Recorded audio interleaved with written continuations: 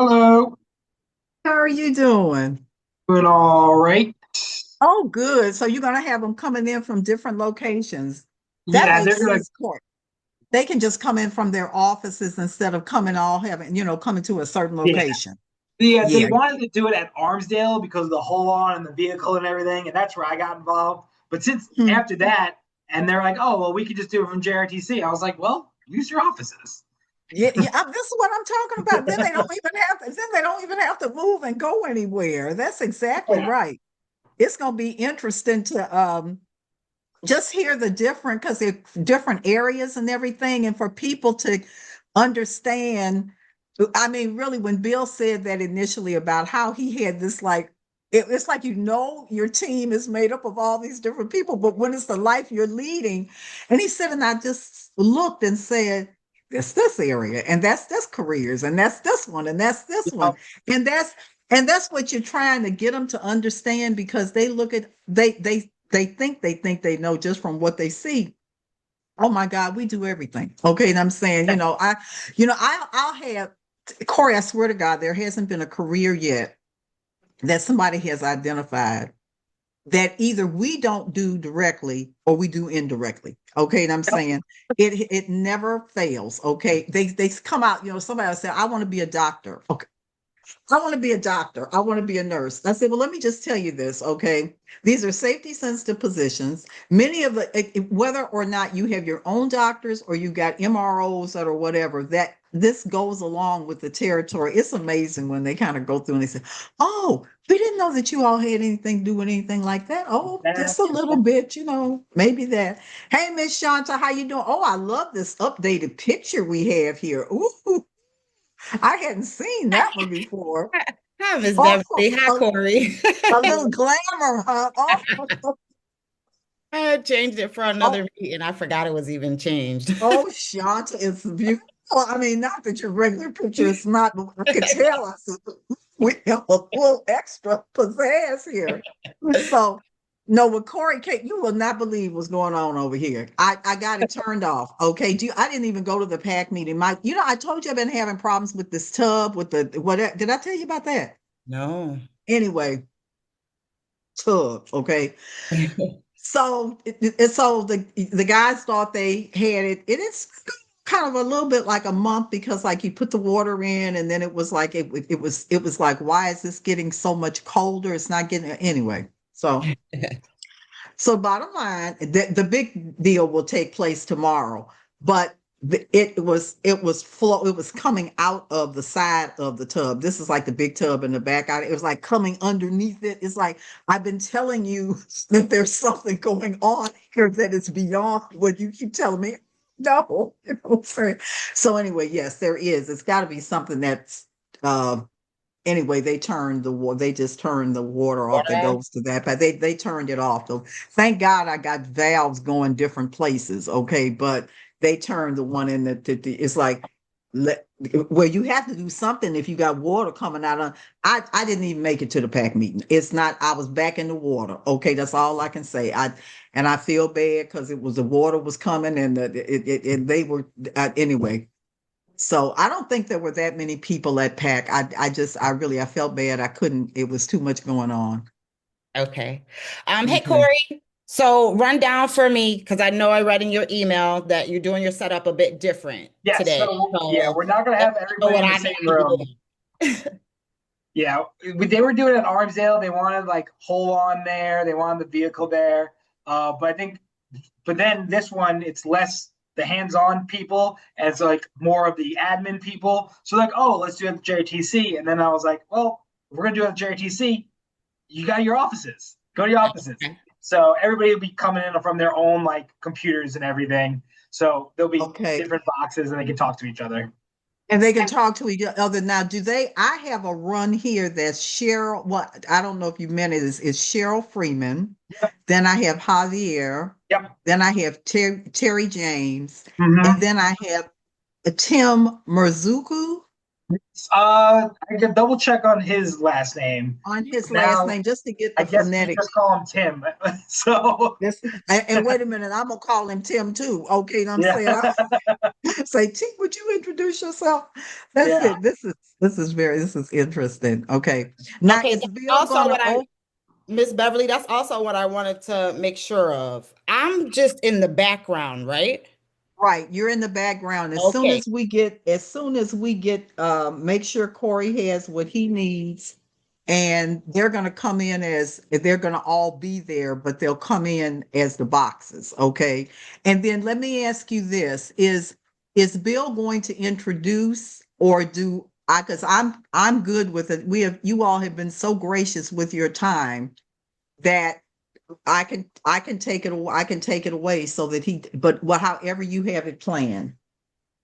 That I'm not sure of. I'm gonna let Bill kind of make a decision. You see two angles of me. I'm trying a Okay, you different do what you system need to all at the do. same time. Mm-mm. Oh, I'm I'm testing approving out you a new to, system and all at I the am same time. granting you permission. Okay. I was waiting, Miss Beverly. I didn't want to say nothing. I didn't. I didn't want to show nothing, but you did good. Very I good. did good. I did good. You That's did. exactly. I You got a did. little thing up here. I said, "Oh, it's telling me to do something." That's it. I'm paying attention to it to Okay, it. so let me just double check to make sure you made me co-host. Let me get. I didn't do that yet, so I have to. There it is. I know there's a little thing up there. I'm gonna make you the co-host. And now you know Alexandra is not see, she graduates Saturday.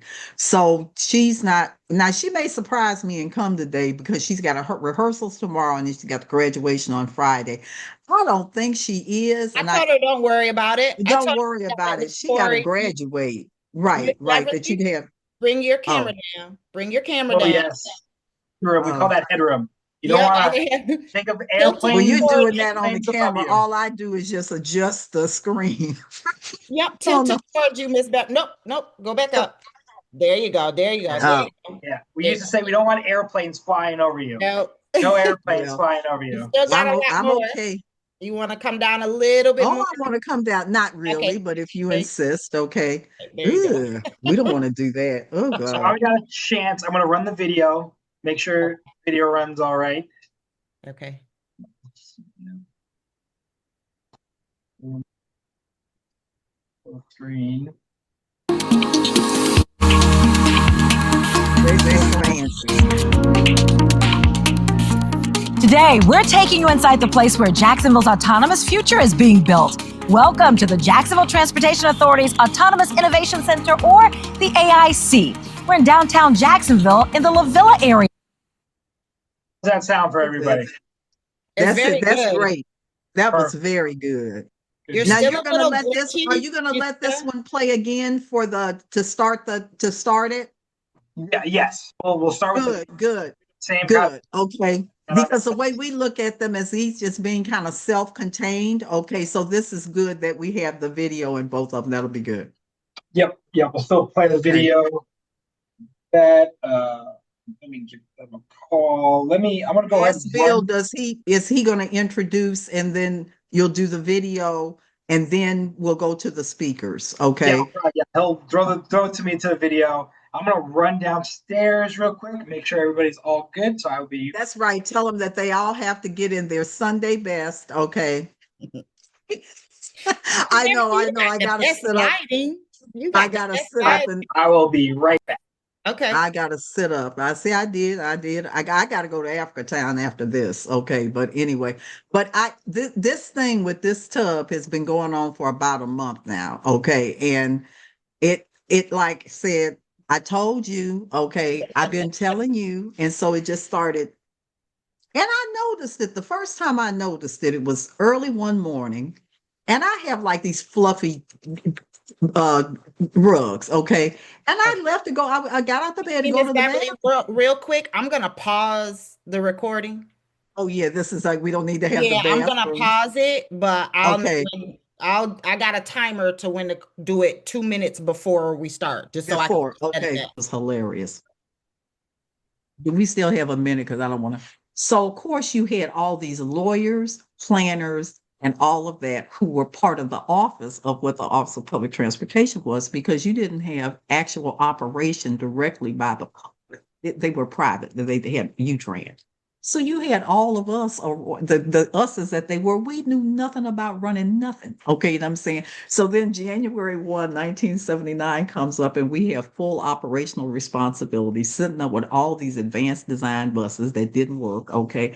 And there the story begins. Okay. So it was, and you learn. Okay. So anyway, so any moving from one kind of area to a different kind of area, you say to yourself, well, this is what I came in as. And then, you say, oh, and then I went in a different direction. Okay. So, and I found that in public transit throughout my career, that there has been, when I listen to other people, that there has been a lot more flexibility and ability to be able to make those kind of different kinds of moves and maybe exist in under other industries. Mhm. Okay. Here we are. Yes, You're going to be Bill. I got the video. You just cue me up, and I'll send it to you. Or I'll play. I'll share okay. the screen. Okay, and then you've got Yes, us, Shanta. You've got us scheduled to come in. What, about 2 minutes ahead of time? Yes, I just pushed record so that I would not forget at the 5 minute mark. So right now we're at 3 minutes. Oh, okay, okay, and it's gonna start recording, and we're gonna come on in. Hmm. Okay, there should be about a dozen of you. Well, thank you, thank you, thank you. I see Jack. I see Jack over there. There are people. This is very interesting. I've been doing so much reading. We just went out with our blast out for. Hi, Jack. How you doing? Had to clean up another call. Sorry. Oh, that's okay. No, it's good to see you. We'll be about just about another minute. Okay. Yep, then we'll get going. Mm-mm. Da-da-da-da. Okay, tell us, Shanta. Or does it just bring me in? Huh? Now you got 2 minutes, Miss Beverly. You got 2 minutes. Oh, I got 2 minutes. Okay, I got 2 minutes, and then I and pushed then the record 5 minutes in advance so I wouldn't forget, but I'll edit it out when I send it to everyone. okay, please edit out. Just edit out all the preambles. We have 30 minutes of preamble. So she edits it out, and then we go live.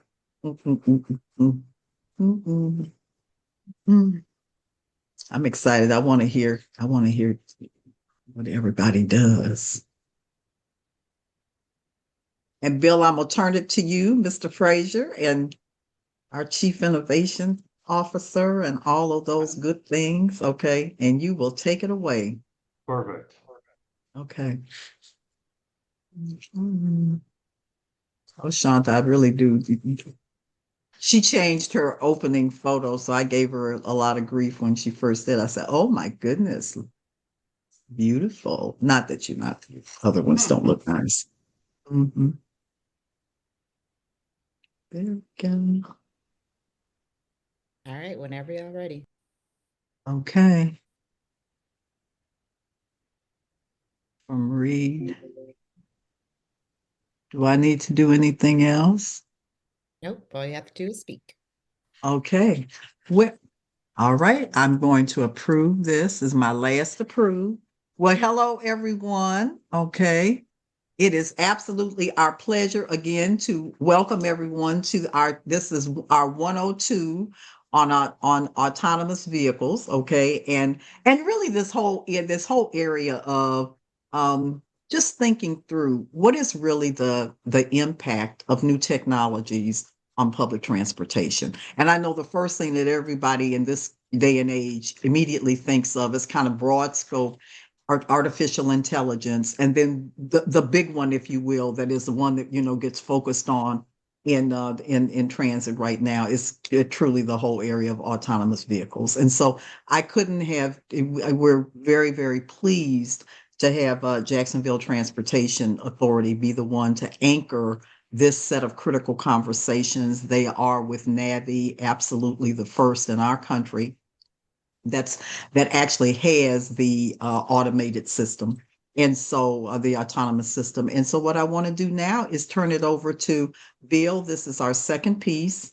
And we're really trying to, as we go through this, also explore and listen to what are the different careers, okay, that actually, what does it all take in order to be able to make everything come up and make it operate and work. And that's often very different than what people just think of when you say to yourself, "Oh, autonomous vehicles." Okay, so now I'm going to turn it to Bill and to the mighty JTA FLA team, and absolutely a pleasure again, Bill. Thank you. Absolutely. Thank you, Dr. Scott, for inviting us here today. This is our second webinar with you. We're here to share the story about what we're doing at Jacksonville Transportation Authority. As you mentioned, my name is Bill Fraser. I'm the Chief Innovation Officer here, and I have three of my esteemed colleagues with me. And we're going to get into it a little bit about what's going on. But to kick it off, we're going to go through, I'm just going to tell you a little bit about our program and kind of what we're doing here today.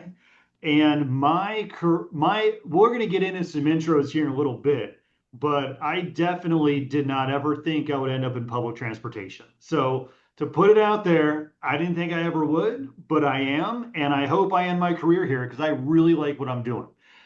So we've all got a pretty unique path of how we got here.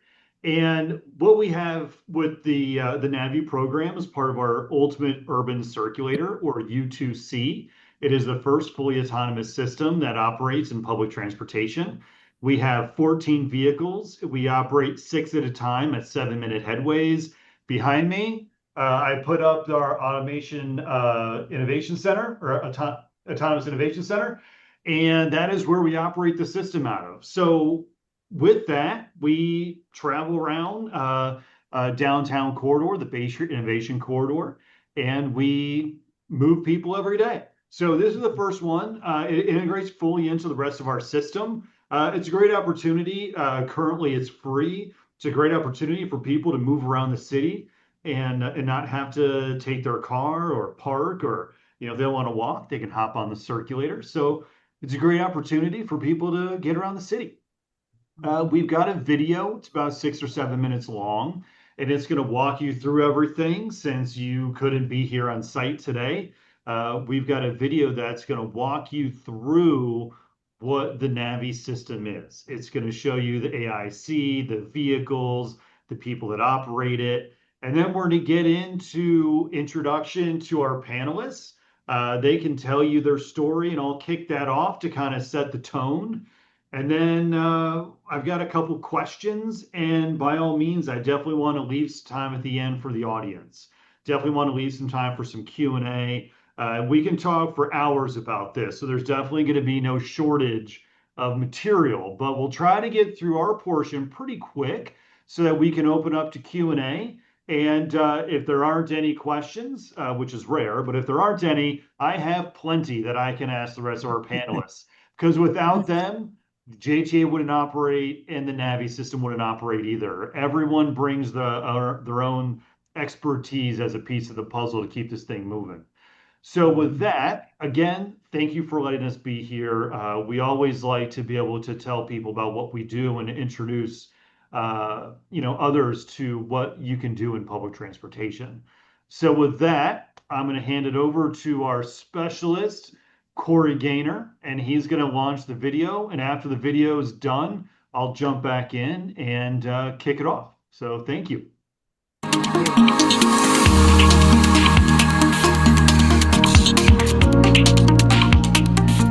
Today, we're taking you inside the place where Jacksonville's autonomous future is being built. Welcome to the Jacksonville Transportation Authority's Autonomous Innovation Center, or the AIC. We're in downtown Jacksonville in the La Villa area. I'm Dawn Lopez, and I'm taking you inside the place where innovation meets mobility.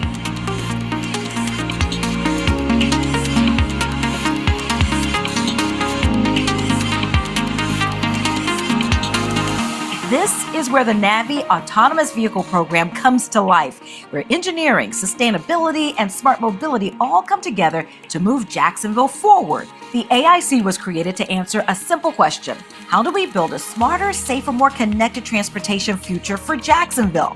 Fun fact: the AIC is the first purpose-built facility in the United States designed specifically for autonomous transit operations. The AIC isn't just a building, it's a statement. It's powered by a field of dozens of solar panels and supported by a battery system that can store enough energy to run a home for 2 weeks. And here's something remarkable. The entire structure was fabricated in just a month's time in the heart of downtown Jacksonville. Here's a pop-up quiz. Guess this. How many solar panels power the AIC? The answer? 129. This $12.7 million facility is also built on 93 foundation piles and sits in the historic La Villa neighborhood, right along the Bay Street Innovation Corridor. The AIC is the hub for more than a dozen autonomous vehicles today, and it's built to scale. At full capacity, the AIC can manage more than 100 autonomous vehicles across the Southeast region. This is where your behind-the-scenes tour starts. This is ground zero for Navi. This is where the JTA's AVs are powered, housed, and maintained. There is nothing like this place in the nation. And with me now is engineer Bill Fraser. And Bill, this is where mass transit and the latest and greatest in technology integrate. Absolutely. This is where it all begins. This floor is the home base for Navi. Every autonomous shuttle you see downtown starts and ends its day right here. We charge them, maintain them, run diagnostics, and prepare them for deployment. The first floor here of the AIC was purpose-built for electric autonomous shuttles, the first facility of its kind in the United States. Fun fact, the AIC was completed in just 31 days using 285 precast panels and supported by 93 foundation piles. This is where the Navi Autonomous Vehicle Program comes to life, where engineering and smart mobility all come together to move Jacksonville forward. Okay, Bill, so we have to ask, do autonomous vehicles really drive themselves? Well, yes and no. But instead of me telling you about it, why don't we show you?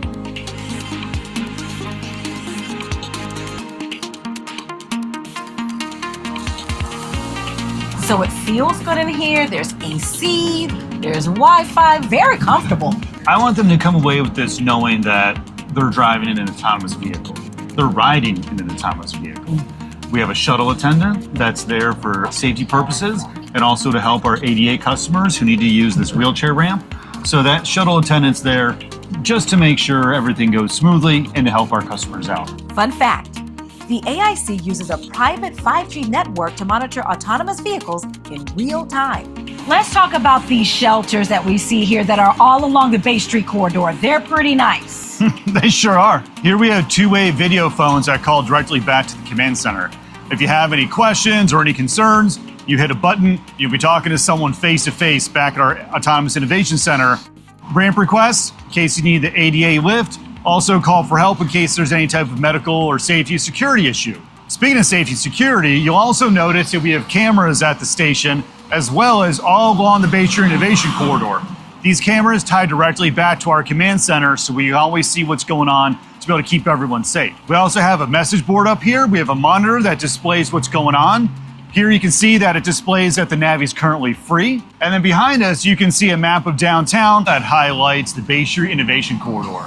And along this Navi route, you can see all the local hotspots and how you can get there using the Navi shuttles.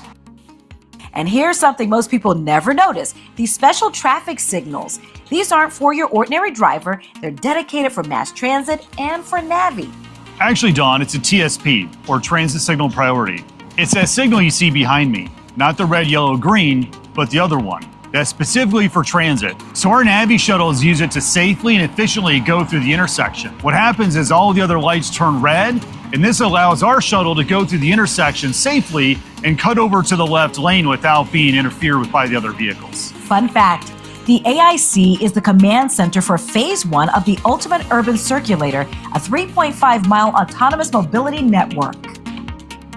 So this is the innovation floor, the heartbeat of the AIC. And behind this door is the command center, or you could say the brain of Navi. Welcome to the command center. This is where we monitor, maintain, and prepare the autonomous vehicles for deployment.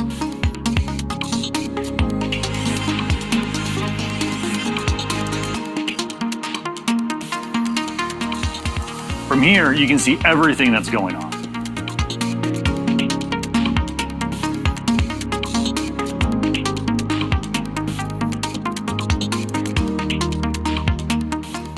One of the most impressive parts of this facility is its sustainability. With 129 solar panels and a powerful battery storage system, the AIC operates on 100% offset electrical power. So, Bill, what's next when it comes to the future? Because with a growing Jacksonville, we need smarter mobility. Of course, we're building a network of autonomous vehicles that connects campuses, neighborhoods, and key points of interest around the city. Thank you for joining us for this insight look at the Autonomous Innovation Center, or AIC, and follow along as we build the future of mobility together. Visit jtafla.com to learn more.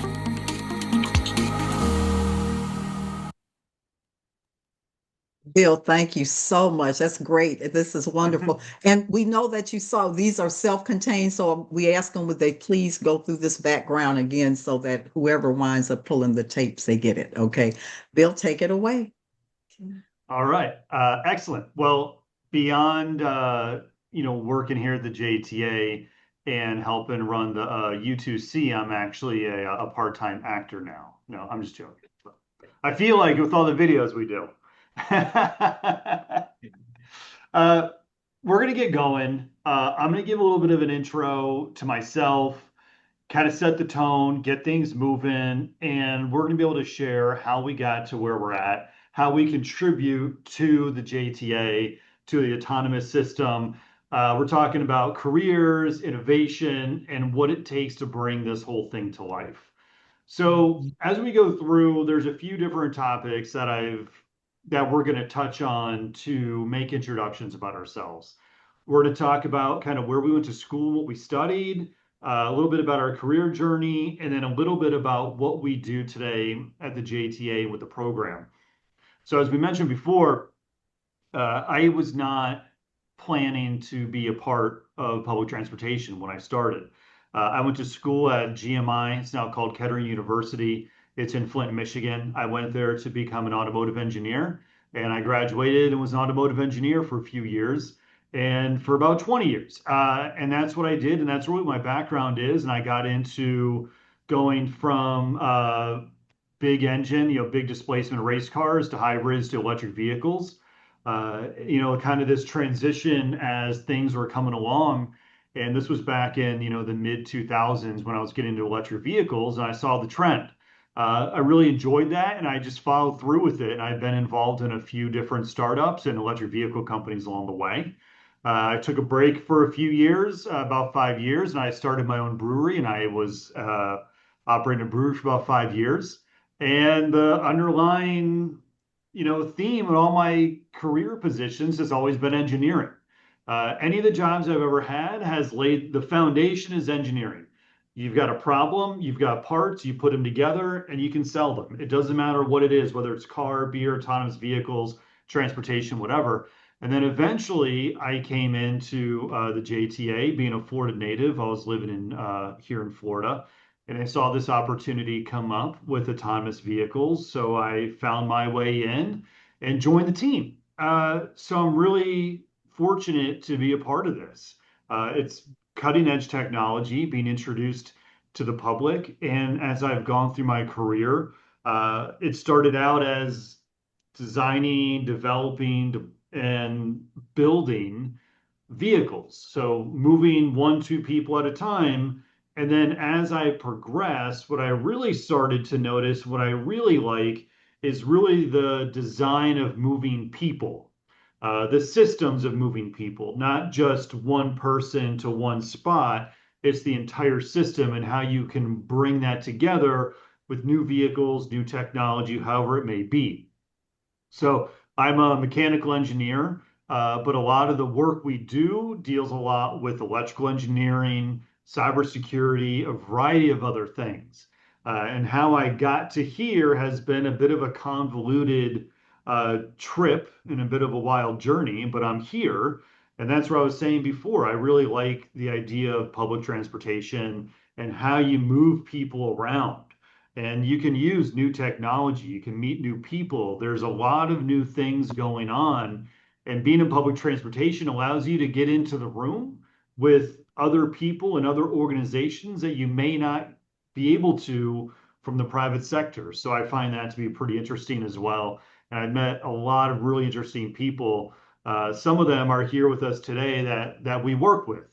So that's how I got here, and that's a little bit about what my journey was and my education. Again, we'll be open for questions later on. And a little bit about what I do here is as the Chief Innovation Officer, not only half of my job is operating and making sure the Navi system runs. That's the automation side. The innovation side is working with the rest of the organization and pushing new and innovative technology that's not just autonomous vehicles, but it's anything. We're kind of like the R&D department of the JTA. We bring in new technology, we run pilots, we have a test and learn program. So we've really set it up so that we can introduce new technologies to the organization so that we can help the organization run more efficiently, more safer, and also more secure for a variety of reasons. So anyways, that's a little bit about what we do. And I'm going to hand it off to the rest of the team. We have Tim Merjeku here with us today. We've got Cheryl Freeman, and we've got Terry James. So I'm going to start with Tim and hand it off to Tim. And Tim, tell us a little bit about yourself. Thank you, Bill. And thank you, Dr. Scott, for having us here. Great opportunity to share a little bit of what we do here at the JTA and a little bit of our background. So yes, my name is Tim Merjeku. I've been with JTA. This upcoming January will be 5 years. And I am the Director of Automation Innovation here at the JTA. So I went to school locally at the University of North Florida with a degree in mechanical engineering. What I can tell you that right after I finished my degree, I said I'm done with school, and I was very excited. And then right after that, I went to get my master's. And then right after that, I decided to get my professional engineering license. So needless to say, I had to disappoint you, but life is always, you got to improve on learning and getting skills and building yourself. Yeah. So a little bit about my journey. Initially, right out of college, I started at United Parcel Service, or UPS. I'm pretty sure everybody knows that. I went through the ranks there. I managed a series of 7 buildings here in North Florida, where I was responsible for all vertical projects related, such as electrical, mechanical, HVAC, conveyors. I was responsible to make sure that operations had the equipment to make sure that they move boxes or packages. Right after that, I moved back to Jacksonville in a super hub where I worked with a project team to convert a conventional building to fully automated. And then after we upgraded that building, worked with operations for a little bit. And by the time I left UPS, we were close to moving 1.2 million packages per day. So it was a full-blown out operations. And then I ended up in transportation. So I did not think I would be ended up in transportation like many others here. Joined JTA into the Skyway department. Skyway is the automatic people mover here at the heart of downtown Jacksonville. I did a lot of projects there, and then moved into the U2C program, where we work along with the team members here to deploy Navi, a fully autonomous permanent service here at the JTA, the first permanent service in the US, as you all mentioned earlier. Me and the team, we were responsible to make sure that the vehicle that you saw in the video was retrofitted properly. We went through the commissioning, we went through a series of testing with the team, and many times we had to put the heads together to brainstorm because the standards were not there, so we had to set up the standards. And we work alongside with contractors and subcontractors to deliver on time on our projects. A little bit of what I do today, in addition to closing out the Bay Street Innovation Corridor project, or the Navi project. As Bill mentioned earlier, we're working on finding out new pilot projects, developing and deploying new emerging technologies. We do a lot of stakeholder coordinations within the city, state, and federal. and a lot of reports. I want to point that out. The work in in a state agency, a lot of reporting now, presentations, all kinds of that stuff. But I'm very excited to be here. As Bill mentioned earlier, there's going to be plenty of time for opportunities for questions. But we have a great team here, and I enjoy my job. Thank you. All right. So thank you, Tim. From there, we'll move over to Cheryl. Good afternoon, everyone. I am so glad to be invited to participate in this discussion today. My path was a little different than these two guys. And actually, I grew up in Delaware. Parents both worked at the University of Delaware, and that's where I went to school for engineering. That we have in common. I did also start out as a mechanical engineer, but for me, it was 2 years into the program, I decided I wasn't meant to put a heat pump together. But I did want to be in engineering. And so I decided to move into civil engineering, which we like to say is the more people-focused engineering of all the engineerings. And whether it's buildings or roads or getting people where they want to go or just dealing with a person's things that matter in their specific daily life and developing all kinds of infrastructure. So civil engineering was my draw, but I actually did, while in civil engineering, had an opportunity to do we always do a design project, and mine happened to be the Delaware Department of Transportation asked us to work on a project. And from then I knew I wanted to be in transportation. So from the beginning of my education, transportation was my calling. And I found it very interesting. And so my first job was, got married. First job was for the Michigan Department of Transportation, spent a couple of years there. And the nice thing about when you're new in engineering, a lot of the bigger, for instance, like the departments, they will have a program for engineering development. And so you get an opportunity to see various areas of all parts of, you don't even realize that there's an environmental section within transportation, there's maintenance, and there's planning. And I ended up doing noise analysis for when they build the noise walls.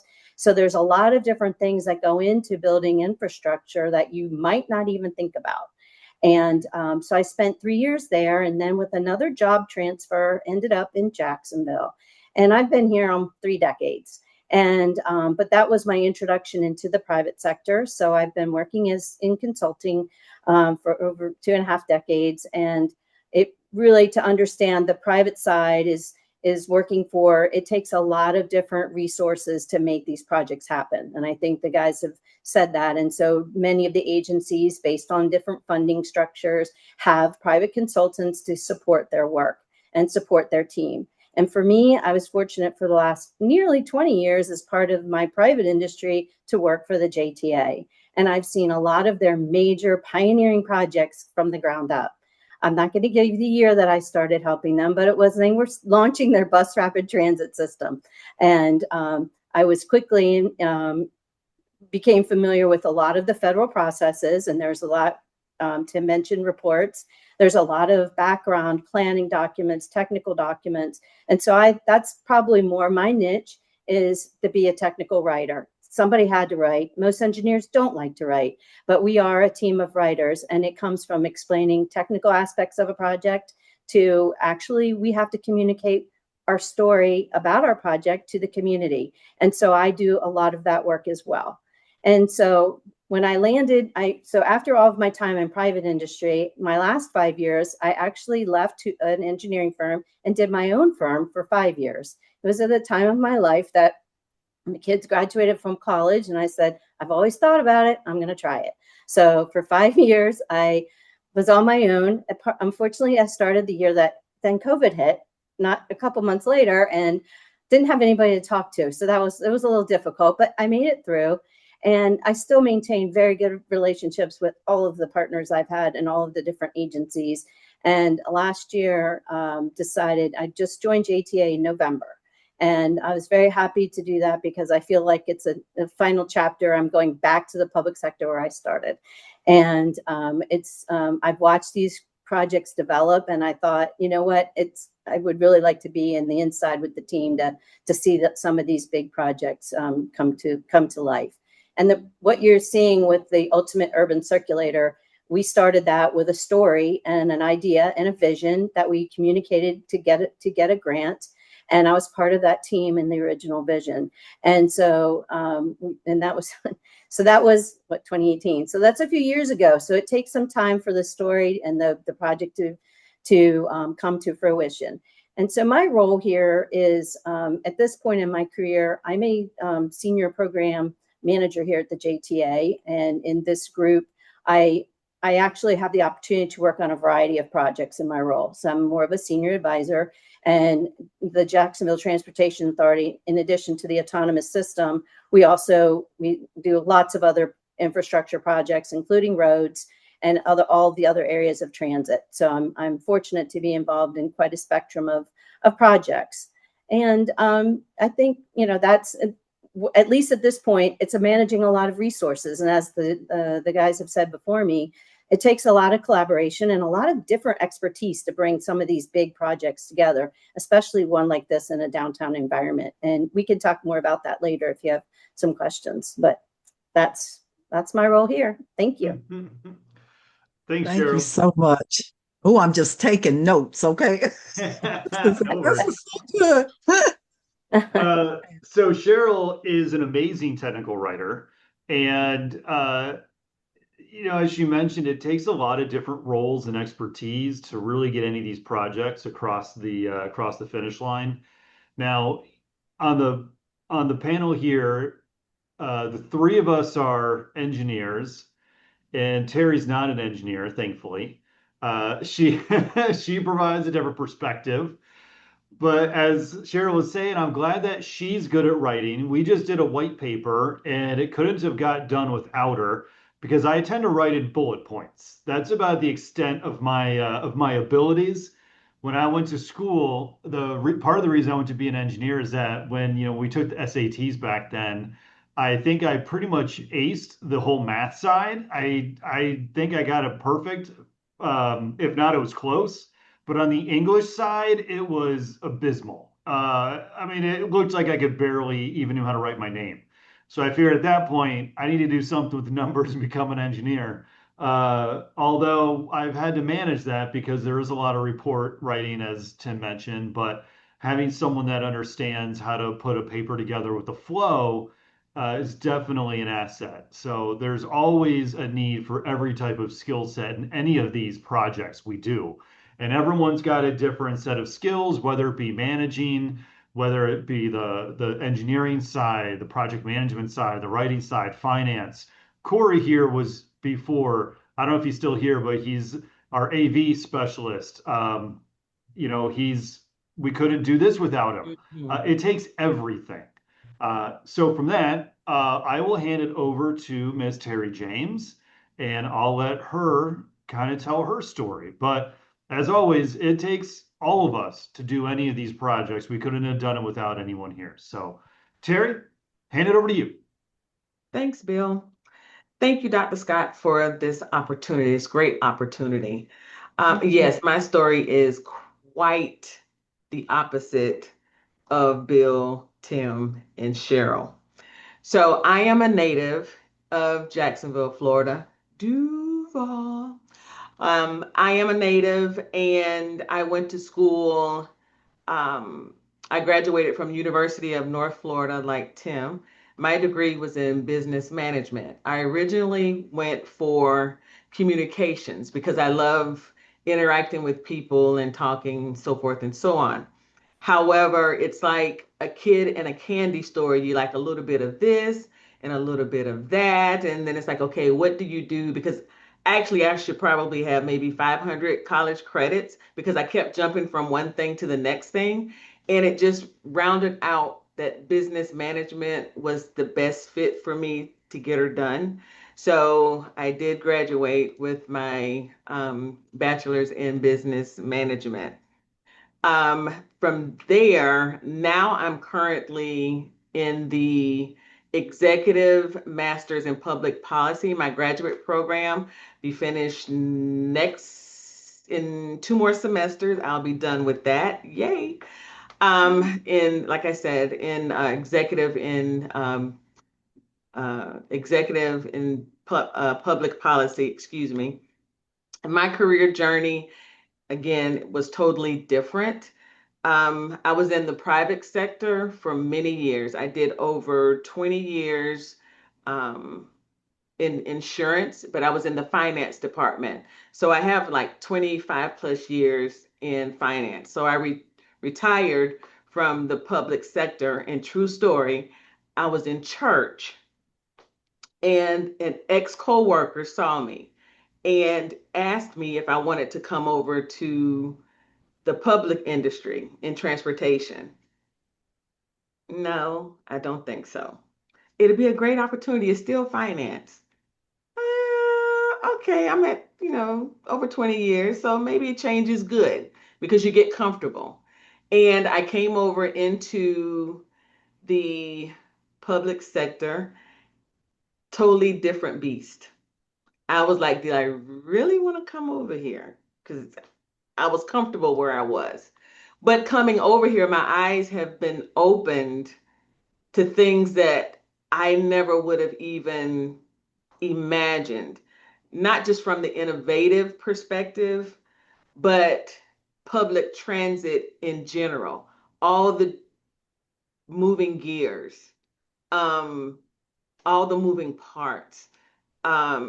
What I thought I knew from the private sector really didn't apply, that much to the public sector. So constantly learning something new, has really been valuable for me here.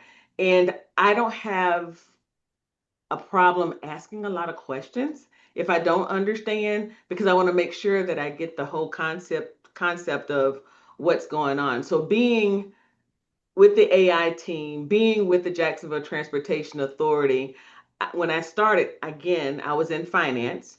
I was a treasury specialist.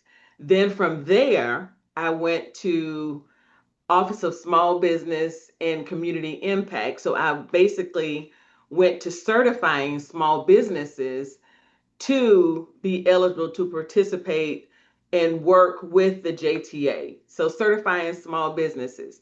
And then from that, I became the special projects manager in systems development. And under that umbrella at the time, we had 6 different departments. So I was basically assisting those 6 departments as needed, on an as needed basis, when they had, things that needed, a little pushing along or, guidance or what have you, doing that. And now I'm still the special projects manager, but I'm working more closely with the AI team, with Bill and his team. And this has definitely broadened my horizon of, learning what happens, with the AI team and the innovation and everything that's tied into that. And seeing the excitement of what we're doing because we're the first to do what we're doing. I think that is a thing in itself. I know I said to Mr. Ford one time, we were at a baseball game, and he and I just happened to be walking past each other. And I said, Mr. Ford, I said, the vision that you have for the AIC or for the Navy, I said, you were given that vision because you're the one that can execute and make it happen. It did not go through, it didn't go to someone else. It came to you because you're the person that can make this vision come to life. So no matter what naysayers may say, you will make a believer out of them once it happens.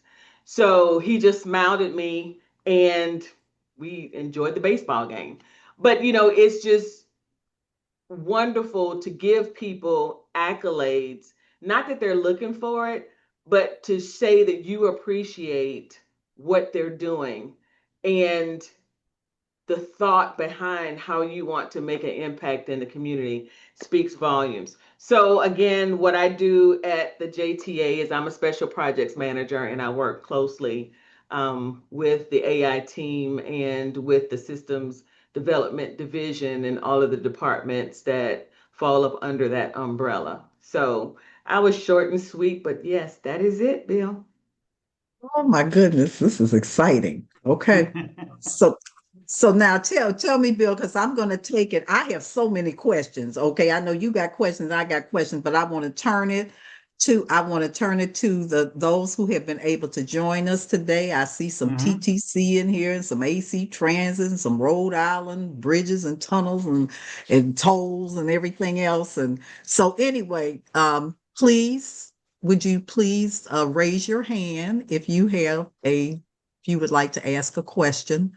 Hunter, I think you were able to come in for Nana and them in Toronto. So thank you so much for joining today.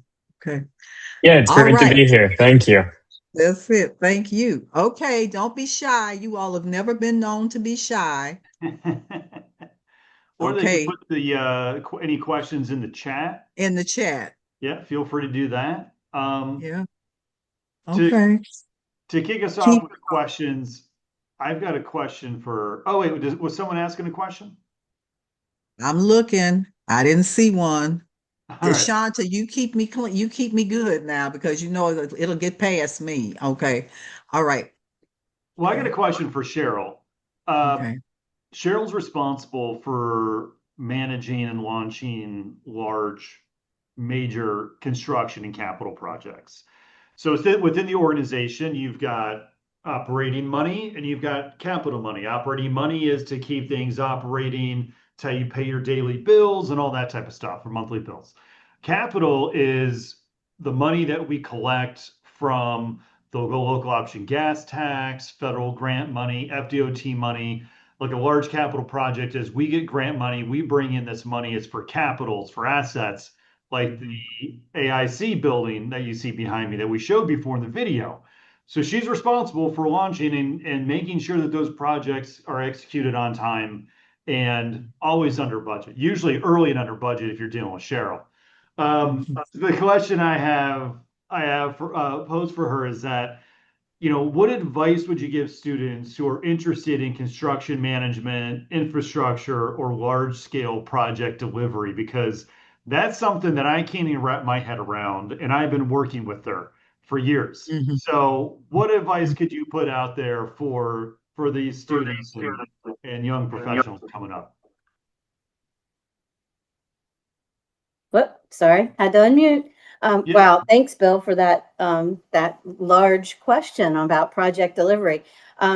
Well, first of all, it's like when you're speaking about these large infrastructure projects, I think at the core of it to remember is that the decisions we make they affect a wide range of people, and they affect people's daily lives about how they get to school or where they live, where they work, and how we from the beginning, how we communicate those projects is very important. And for anyone that's interested, and I think what we've kind of shown here a little bit today is the wide variety of skill sets that you need to bring together and managing the resources. I often say I'm glue, that I connect a lot of people that I know people being in the industry. I know people that have this skill set. So when I look at any particular project, I kind of know resources that we should pull in. And that just comes from having experience and really understanding what it takes, the different disciplines that go into a project.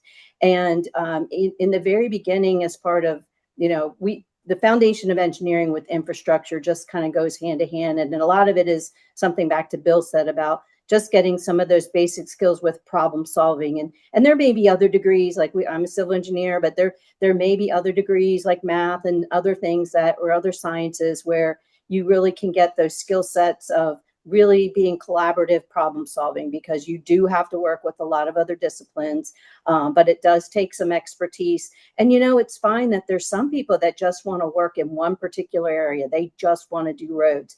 That's fine. If you have a certain interest, you go, stick to that. But it's, it takes, when you have these large infrastructure projects, it takes pulling together. Oh, you got to have lighting on that road. Well, that's a different discipline. And you just have to realize that it does take a wide range of skill sets to pull together some of these larger projects. So when you're interested in it, I think, kind of I think one of the things is we've all had opportunities, many of us, in different kinds of industry. So it's kind of get some background and don't just say I'm going to only do one thing. It's okay to take that little step like Terry did to kind of try something different, and maybe you do that after 5 years, but it doesn't all become automatic right away. It does take building your experience, and then one day you're going to be sitting in a spot like we are, where we're excited to be doing some major projects that are going to be so impactful for our community. Hopefully that answers you, Bill. If anyone has any other questions. Oh, I got, there's a great, couple. Cheryl. Oh, that's great. Okay. Now here's a couple, and we've been, very honest there. One of the things we asked the entire group to do was to just think about it in terms of the autonomous vehicles. And this is like what are the issues? What are the questions? How do you do it? So the first big one that comes up is always about what is it going to mean for the current workforce? And, people think about the future, but what is it going to mean for the current workforce? Yeah. What about worker, displacement, training, retraining? So the question is, how do you handle that today? Okay. Are there actually employees of the agency that are doing it? I know there's a subcontract. They haven't tried to get into the details of that. And then along with all of this in the planning, what is the plan for what you're planning to do with autonomous in this whole area of people utilization, displacement, reskilling, upskilling, and just kind of take it away and just, and just really talk it and your reflections on that. Okay. Because we at the same time know that you're bringing it up. Okay. So if you give us a good one on that, then I got a second question that had come up too. Okay. Yeah. I mean, that question right there could be a 2-hour webinar as well. Right. I'll try to put it down into like 5 minutes. Yeah. But, kind of based off what Cheryl was saying is that, one of the things I always, we have a lot of interns is, say yes. If there's a project coming up and someone says, do you want to work on this project? Do you want to do this? Do you want to do that? Just say yes. You might think, oh, I don't want to do that. It's too much work and I don't want to be stuck doing that all the time. But you never know who you're going to meet or where it's going to go. And, I say that because that's how I got into a lot of the things I've done. And I'm really excited about my career and where I've been. And as I go into your question, it's the people that said yes are the people that are working at the AIC, the ones that said, yeah, I want to try something new. I want to work on EVs. I want to work on autonomous vehicles. I want to work on something new, even though they might not have known what it was. They said yes. So the question is about, right now we have one employee, JTA employee at the AIC, Javier Cova, who was on AV's 101 last week. He's our program manager, and he oversees the entire facility, the entire operation. He's a JTA employee. We also contract the operations and maintenance to a company called Beep. They were our partner through this, but eventually that work will be taken on by the JTA. That's always been the plan. The plan has always been to have it eventually staffed by JT employees. They've got a contract with option years, so at some point we can start bringing those roles responsibilities in. And as you get into that, you've got to think about so we have the ATU and the IAM here for IAM for technicians, ATU for bus operators, and that's a conversation that we need to have. I will give a shout out to Sportran in Shreveport. They're looking to do autonomous vehicles, and they've got a great partnership with their bus operator union. And they came on site to visit and brought the president of that union here to see how all those roles play together, because the jobs evolve over time. So you need to have everyone involved. And we're all here talking about we're engineers and business administration, all these degrees we have. You don't need a degree to get into this type of stuff, or it doesn't have to be a bachelor's or a master's. It could be something through the local college like FSCJ, Florida State College Jacksonville. We work with them in their associate's program, in their technician training program, their certificate program, to get people educated and trained up to be in this industry. I'm on their board to develop their curriculum for EVs and AVs. So I'm one that's been in the industry for years. You know, I'm there, and I'm just one among many, but we can give our insight and feedback to them and say, hey, this is what we're looking for the next generation of technicians and the next generation of operators. So it's all about how you want to see the world in 5, 10, and 15 years. It's not how you want to see the world today. And if you have that mindset and you want to be open, then there's opportunity for everybody. If you're willing to adjust and change with the times, and as everyone else here has said on this panel, is you've got to constantly be learning, constantly be upskilling, and it doesn't matter what role you are, whether you're director, VP, CEO. Our CEO still goes and does training, still does seminars, still learns. I still learn. Terry's going to school. You know, Cheryl goes to different things, and Tim goes to different seminars and conferences. You know, we all go to continue learning. And if you don't, you'll be left behind. Our group here, we're in this innovative group and in this innovative technology because we constantly learn and we constantly look to see what's next. So that would be my response to the to the upskilling in the workforce. Workforce is a big one, and we talk about it all the time.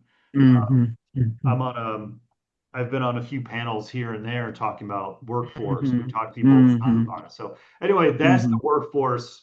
That's the in workforce. a nutshell, in a very quick nutshell.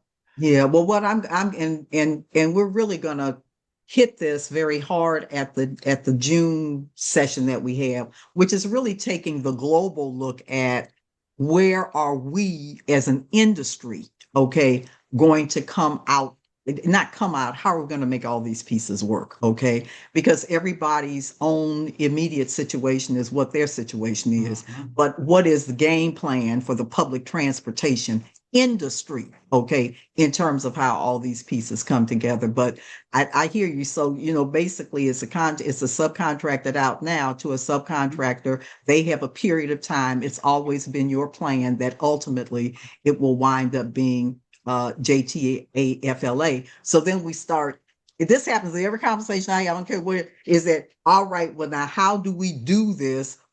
How do we start this? How do we actually build it in from the front end so that we really have those plans of action? And I'm just going to say, that's one of those that we as an industry, and then of course individually will have to work out, but we got to get ourselves some standard and some lock-in on where are we going as an industry in this one. Okay. Well, can I just add to that? Because I think what you're saying to get in at the beginning is really what the plan was with developing the relationships with multiple local universities, is that as we're building this system, and the Navi's only been, less than a year, but we started building those relationships with the local universities to get the curriculum well before we even launched the service, because we're looking ahead. We want to start getting those students interested and getting them exposed. So as we do get that opportunity to take on that service, we've got those students are ready to go into those jobs.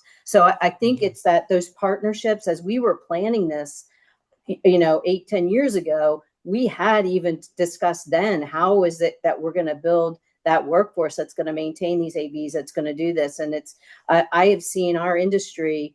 I'm one that's like on LinkedIn a lot, and I know we have a lot of tools. And I would say to any of the folks that are asking questions about where the industry is going, there's been so many organizations evolve with this whole autonomous industry that there's a lot of information and following along on LinkedIn. But we even have, looking at the transit workforce, I've seen a lot more where there's a wider spectrum of disciplines that exactly could be, that are there. And I think we were, with being on the forefront with our test and learn process, and exposing that to students.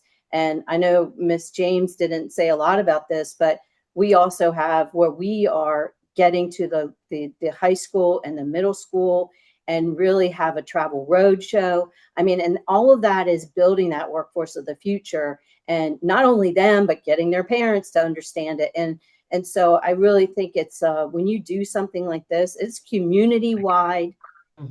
just information and Right. getting everyone to truly understand. We took time for ourselves to have to understand, but we're bringing a lot of others with us. Yeah. And so my suggestion on that would be, and then there's another one that came in the chat about in the disability community. We want to talk about that, but is to say that, okay, it is here. Okay. So now either everybody can individually try to figure out, now everybody has their own customization they'll have to do. But to me, this is a time that it's really calling upon the sector, okay, to step up and come up with a paradigm that's a framework. Now you'll have to customize it locally, but say, this is what we're going to do. We're going to do this, we're going to do this, and we're going to do this. And we know from taking a look that everybody's this was going to be some differences, because some will be able to say, I readily have the schools and stuff that are ready to take it on. There are going to be some that say, you know what, that's not as easy for me. But if we don't get some kind of a script, then everybody going to be running out there doing a little bit of this and a little bit of that, when it doesn't, it could be let's put it this, a lot more thoughtfully done. Let's put it that way. Jack, I think you had the question to think about disability. And then there was another, I want to get to that one first, where I think it was Isaac who asked in the chat, just tell me, how's it going? You know, like, what are the customers like? What are people saying? Like, what's been the reception in terms of the circulator? So I can answer kind of two in one here. The Okay. future of autonomous vehicles, here in Jacksonville, is that they will continue to roll out in circulators downtown, and then on our phase 2, the automated people mover that Tim used to work on. You can see it here in the picture, that elevated track, and then eventually into the neighborhoods to 10, 12 miles, and that's going to be more of a circulator, kind of fixed route. But we are looking at more on-demand services, so that we can feed into fixed route, that we can feed into our, BRTs and everything like that. And the results are good. Everyone likes it. We've got a lot of repeat riders. Everyone, once they get on it, they kind of don't talk about it anymore, which is what you want. We were talking about this earlier today. You don't want it to be an exciting ride. You want it to be a smooth ride. You want it to be uneventful, which is exactly where we want it to be. And for now, the shuttle attendants we have in there, they're mostly customer service. They're there to answer questions. They're ambassadors. It's new. And for the vehicles we have now, since we had to buy them based on our Buy America compliance, they're retrofitted 4D transit vans, and they have a wheelchair lift. Vehicles in the future that are purpose-built will not have a lift. They'll have a ramp, so you can go from the curb onto the vehicle. You can wheel yourself in, be fully ADA compliant. And we're working with Q-Straint. They've got a new automated wheelchair restraint called the Quantum. And you go into the vehicle. We've got a prototype vehicle from Holon that has the system in there. You wheel in, you hit a button, it cinches you in, and you're good to go. So there's no need for an onboard shuttle attendant in the future. However, there will always be that communication between the command center and the vehicle. And there's a question about, in the command center, what type of skill sets do you need? I was going to ask you. Yeah. It's IT.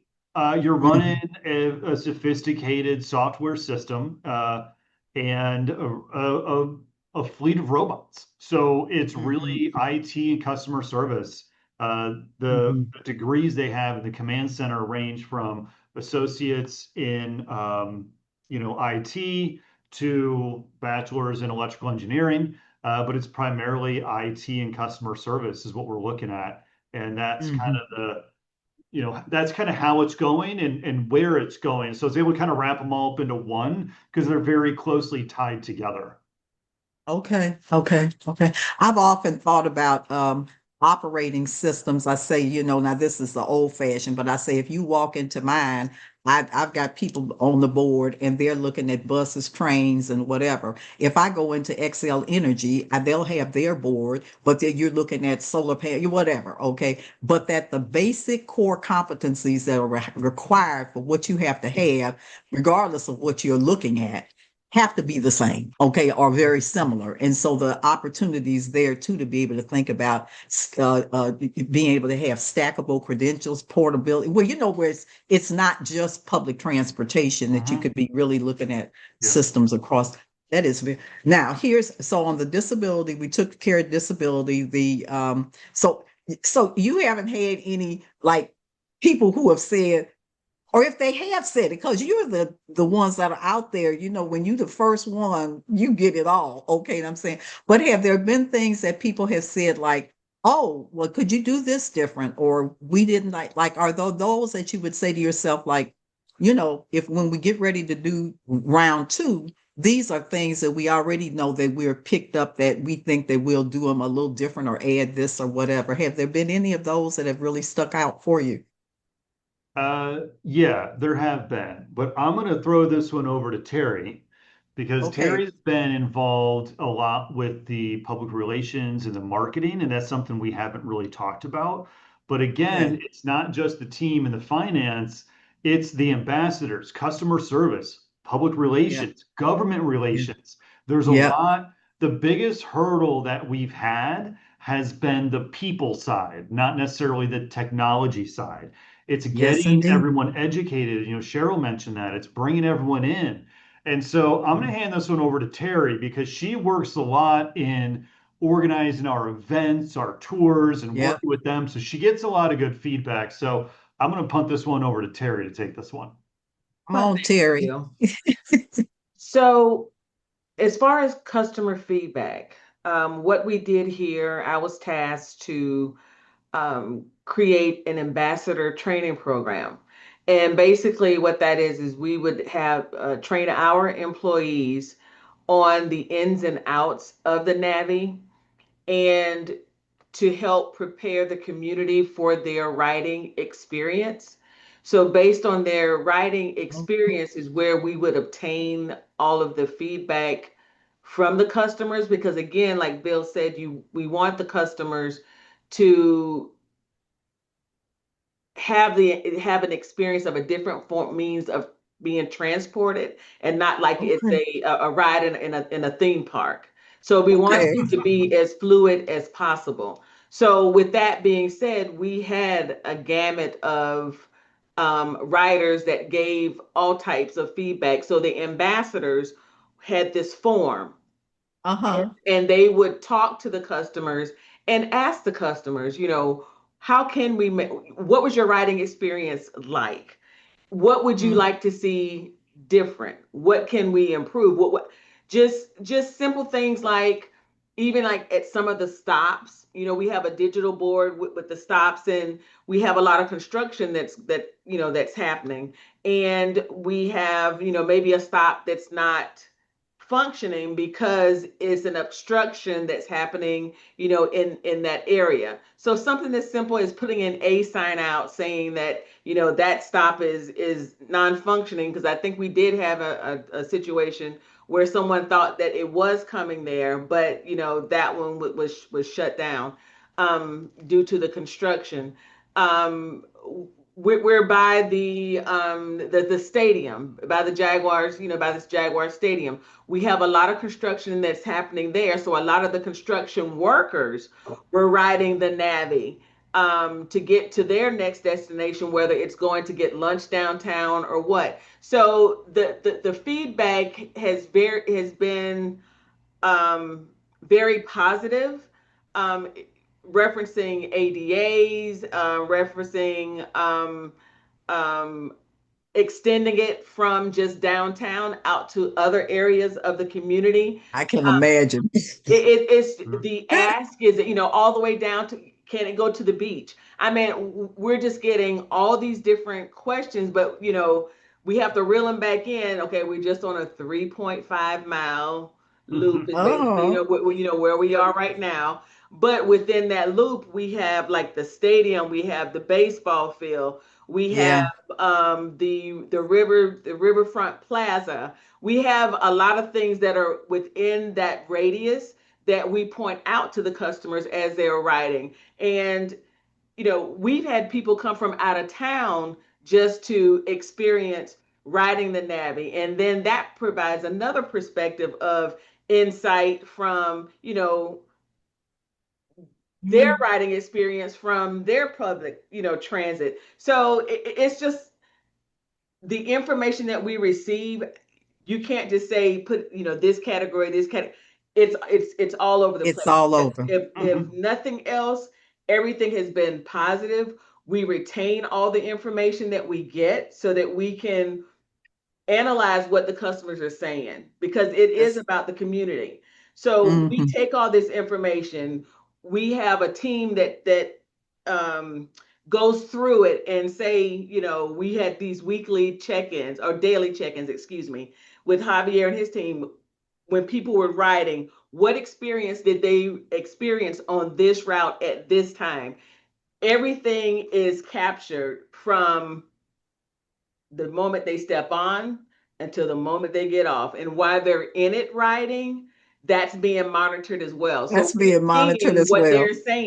we're seeing what they're saying as well, so that we can go Hmm. back and make sure that it's X, Y, and Z. So the information that we receive is very valuable, and we take that to heart. And I hope I answered the question, You but did, Terry. What I translated in my head, I said, well, they're like the public would be.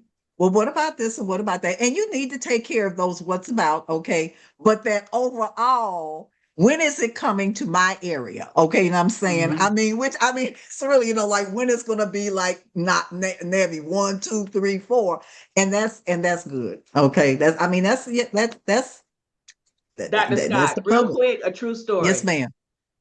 I was riding the Navy as an ambassador, and this lady, she was homeless. She got in because it was an extremely hot day in July. I'm sorry, and she got on and she went to sleep. So we typically, you read your audience and you gauge whether to engage or not to engage with the customer, Hmm. Hmm. and she went to sleep. So I left her alone. Okay. She woke up and she moved next to me and Uh-huh. sat right next to me. Okay, no Okay. worries. I was like, "How are you today?" And she says, I'm fine." I said, "Okay, okay." I said, "Well, where are you riding to?" She said, "Home." I said, "Okay, well, where is home?" And where she told me, the Navy doesn't go there. She is way on the other side of town, right? And I said, "Well, the Navy doesn't go that far out. So what you would need to do," so I'm, coaching her You to, giving her the catch yeah, you can get on the Skyway and then catch the bus. She said, "No, the Navy's going to take me home." I oh said, "Oh." And then she said, "Because it's done it before." I said, "Okay, well, I can tell that she's your not experience. all the way." Right. Yeah. And Right. Right. so I said, "Well, okay." I said, "If there's anything that I can do to help." She said, "No, I'm just waiting on him to take me home." Oh my God. Oh, The way that it ended was she had to get off, because you can ride, but then you got you have to get off. Right, you have to yeah. get. So she got off at one of the stops, but they know the program. She got off, she waited, and she got back on. And she got back on again. God She got bless her. back. She got back on again. She But got then back in. this time when she got on, I was still on. She just happened to pick my Navy again, and she asked me for lunch. She said, "Can you buy me lunch?" And I said, Oh, "Well, I'm sorry, I can't exit the Navy. I have to, ride with the customers such as yourself." And she said, "Well, it's just right around the corner." mm, She did that whole loop again, and she knew she had to get off. And she knew she had to get off. That's so hard. You I can't. think she just knew you were going to be there, Terry. That no, she knew you were gonna be there when she came back. That's what it was. And she said, at that point, you're gonna get off and you're gonna come with me and we're gonna go help. Say this lady, we go when we getting ready to go to lunch, right? Right, right. But I mean, I just said all that to say, you have all types of You people have that we have everybody. to interact with, Yeah. and you can't, I don't want to use the word discriminate, but that is the word. You can't No. discriminate against people. You just have to find the best means to articulate your To message to them articulate your without being message. offensive, Yeah, yeah, but it also showed you how comfortable. I'm being honest, that she had been investigating what did this thing do? Okay, and I'm saying, Mhm. and in her mind, she had decided this is not bad. Okay, and I'm saying, Right. honestly, that this is And I'm out good. of the heat. And I'm out of the heat. I'm out of the heat. Oh God. Well, Jacksonville, you have been absolutely, we're so appreciative, okay? And really sit in on the 5th, okay? Because the question is really about what do we do as an industry, okay? You all are like the trailblazers, okay? You're out there, you're the trailblazers. But now we know this not, I tell people, we doing folks a disservice if we try to be ostriches. The fact is, it is here. Okay. Now it is, what are we going to do as an industry? Okay. And that's in writing new playbooks. Okay. And I think, and that's a collective we. So thank you so much. Okay. Now I'm gonna say to the team that's been here, I see you all. May 28th is a big one because that's gonna be on the Innovation Challenge. Okay, that is a big one. This is the how-to on the Innovation Challenge. I know many have been, we're about half and half. Those who have been with us previously, but don't think that just because you've been with us previously, because there are some changes in some of those criteria, like communications plan being an addition that was not there before for some of the very same reasons that you're hearing up here. You can have the best plan in the world, but if you're not communicating it and the people who need to know it to fund it or whatever are not in the room, then you have a plan, but you don't have it implemented. Okay. And so I just don't say, don't be comfortable. And then for folks, this is their first time being in the challenge. Of course, we'll be taking it through boom, boom, boom, boom, all the different pieces. So that was going to be a regular meeting like this, but it's going to be an hour and a half. And it is absolutely on the Innovation Challenge, as well as the Career Awareness Trivia Contest, which is that Friday before, which oftentimes folks kind of, just, oh, I'm so busy working on the other one, I didn't think about the trivia contest. So thank you, thank you, thank you. Okay. Very appreciative. And JTAFLA. Okay. Thank you very much. Okay. Take care. Thank you, Bye-bye. Dr. Scott. Thank you. Okay. Bye, Thank everybody. you. And Bye-bye. thanks. Bye-bye. Bye. Bye. Bye now. Okay. Okay. Bye-bye. Bye, Sandra. Bye-bye. Bye, Corey. Okay. Take care. Bye. Thank you. Bye-bye. Thank you.